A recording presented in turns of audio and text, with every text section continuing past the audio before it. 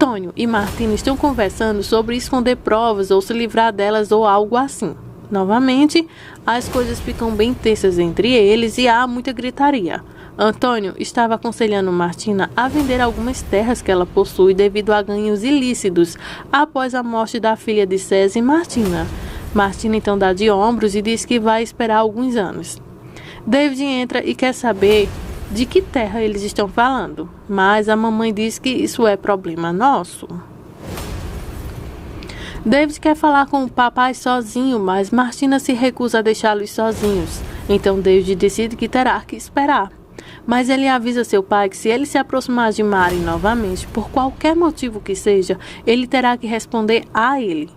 Martina faz um comentário sobre Antônio estar atrás daquele servo agora. David fica furioso que a mamãe sabe, mas Martina deixa claro que sabe quem é seu marido há anos. Antônio supõe que alguém está apenas espalhando boatos para David, tentando obter algo em troca.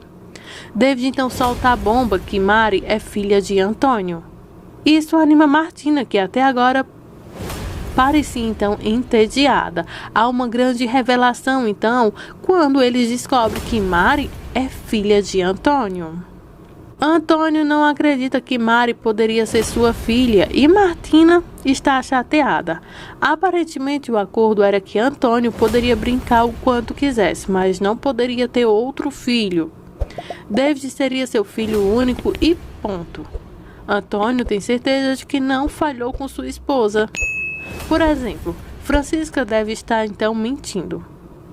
David mostra a eles o teste de DNA. Ele comparou seu DNA com o de Mari. Ele diz que a única razão pela qual Francisca nunca disse nada a ele é porque ela acha que seu pai é tolo e agora ele entende o porquê. Martina então está apta a ser amarrada. Ela rasga o teste de DNA e diz que é mentira. Você não pode acreditar que cozinheira por cima do seu pai. David sente nojo de ambos os pais. Ele diz que é claro que Clara é a coisa mais pura da vida dele e ele deve ficar longe dela, para que não tenha a vergonha de trazê-la para perto deles. Antônio novamente quer explicar, mas David diz que para guardar para o juiz. Ele está investigando todos os negócios da administração de seu pai e se encontrar algo incriminador, ele pessoalmente jogará seu traseiro na cadeia. Martina tenta avisar a David para se acalmar e não fazer algo que possa se arrepender depois. Antônio tenta jogar a Martina debaixo do ônibus e diz que todos os negócios com Otávio foram dela. Martina lembra Antônio que ela tem muitos vídeos incriminatórios narrando então seus crimes. David pensa que ambos são loucos. História bem verdadeira, viu? Ele tem vergonha de ser filho deles. Martina acha que ele é um pirralho ingrato, que não aprecia os sacrifícios que fizeram para lhe dar uma boa vida. David então informa a ela que não há uma diferença entre sacrifício e roubar de outra pessoa para financiar seus luxos. Ele vai pessoalmente garantir que o povo de Chamal receba sua volta e que tudo que roubou deles possa estar voltado para o lugar certo. David sai correndo e Martina e Antônio ameaçam um ao outro com destruição. Otávio está em seu escritório estudando sua foto de Fernanda.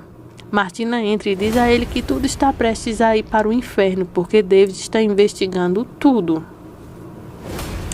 Otávio acha que ela deve cuidar do filho como sempre fez.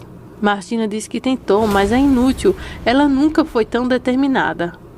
Então, Otávio diz para ela para descobrir porque ela tem coisas mais importantes para fazer. E Martina se pergunta o que é mais importante do que ir para a prisão. Otávio então declara que é tudo culpas de Fernanda e ela não vai ganhar. David e Rafael Pompom ambos examinam os documentos e estão descobrindo que Fernanda estava certa sobre seus pais. David até diz que seus pais estão entre as piores pessoas deste mundo. Eles então se perguntam como isso poderia ter acontecido sem eles saberem. Rafael então percebe que David está falando ainda mais do que os negócios de terra e imediatamente pensa que há algo mais que ele ainda não sabe sobre Fernanda. David diz a ele que é sobre seu pai. Então ele conta a Rafael a verdade sobre a filiação de Mari.